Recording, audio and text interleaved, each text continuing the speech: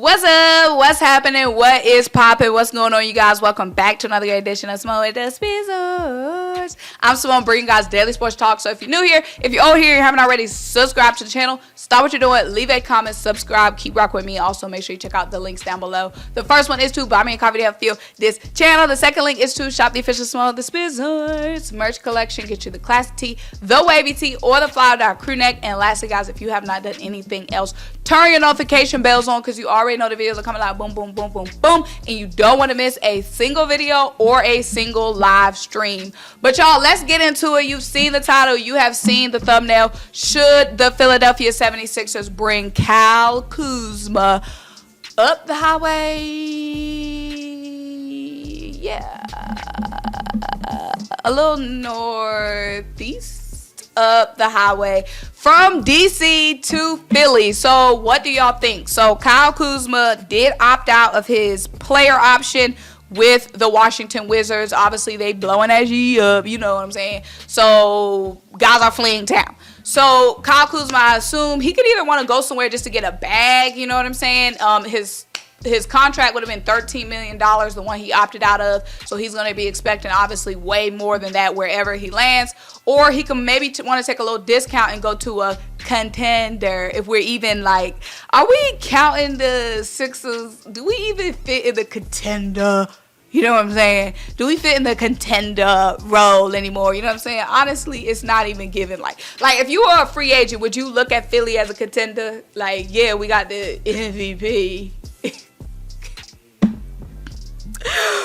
But needless to say, we could potentially pay Kyle Kuzma maybe what he wants because we do have a lot of players that could be leaving town. So we got James Harden, who has his player option. We don't know right now whether he's opting in or if he's opting out of that player option. Obviously, if he opts out, there's a whole lot of money in it.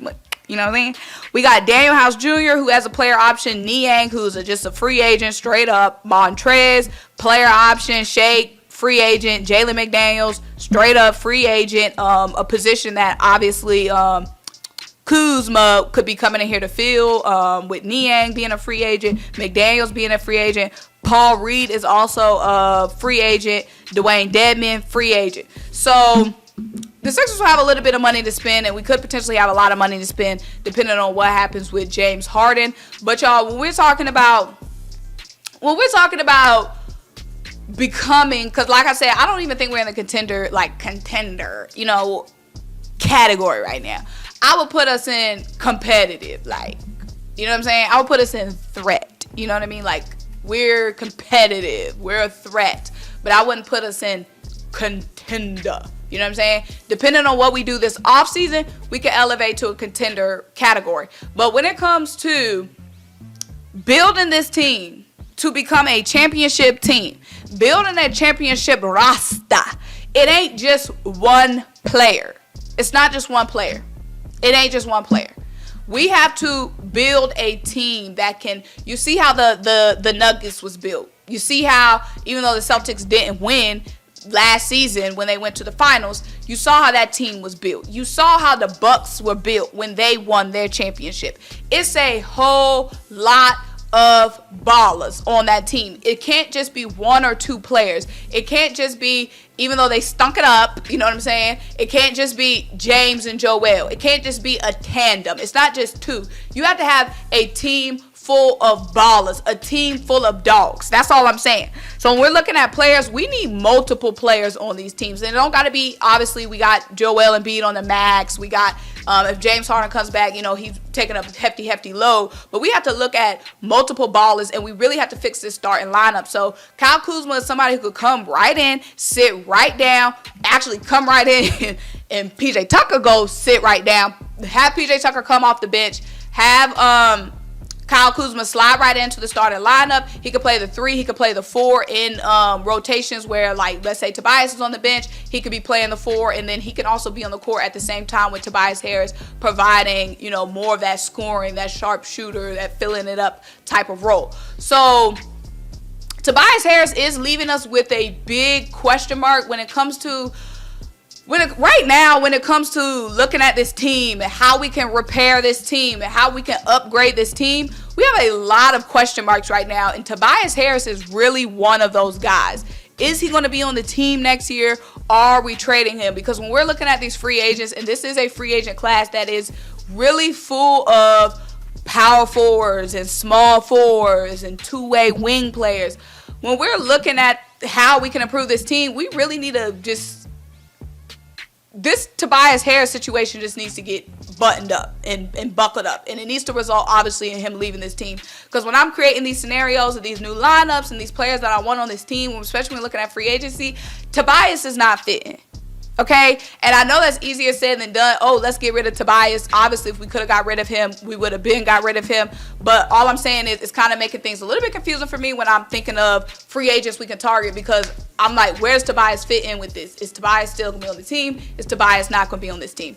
But let's say Tobias does stay, we can still pursue somebody like Kyle Kuzma, because like I said, he could play the 3 and he could play the 4. So if we want him in the starting lineup and move PJ Tucker to the bench, we can do that. Obviously, Kuz is going to be a much lesser defender than PJ Tucker is, but his scoring prowess is just so enticing. And then, you know, Tobias Harris can stay where he is at the 4, or like I said, in those other lineups when Tobias is on the bench, then Kyle Kuzma can play the 4 and he can go back and forth, because he can be a stretch 4 as well. So that's a scenario where the Sixers can land Kyle Kuzma. And then, of course, the dream scenario, well, one of the dream scenarios is Tobias not even being on this roster anymore, and Kyle Kuzma being able to come in and be way more versatile, because Tobias won't be on the roster. But y'all, let me know what you think. What are you thinking right now? Because like I said, there's so much in limbo right now with the Sixers, and it's just not looking, it's not bad, because every team has those players. They don't know if they're coming back, boom, boom. But it's just the fact that it's two big pieces of this team. Obviously, a huge piece in James Harden, a huge shoe we're waiting to drop, which is so much money tied up in one of the most important position on the court. Then you got somebody like Tobias Harris, who could be flipped into a lot of good depth pieces. So we'll just see. We'll see what happens. We just got to wait and see. The best scenario, honestly, for me right now is for James Harden to return to the team, and us being able to trade Tobias Harris and get some depth pieces or a really good piece back in that trade. But y'all, let me know what you think. Make sure you like this video, leave a comment, subscribe, keep rocking with me. Check out the links down below. Buy me the coffee if you fuel this channel. Shop the official SymoneWithTheSports merch collection. And until I talk to you guys next time. Bye.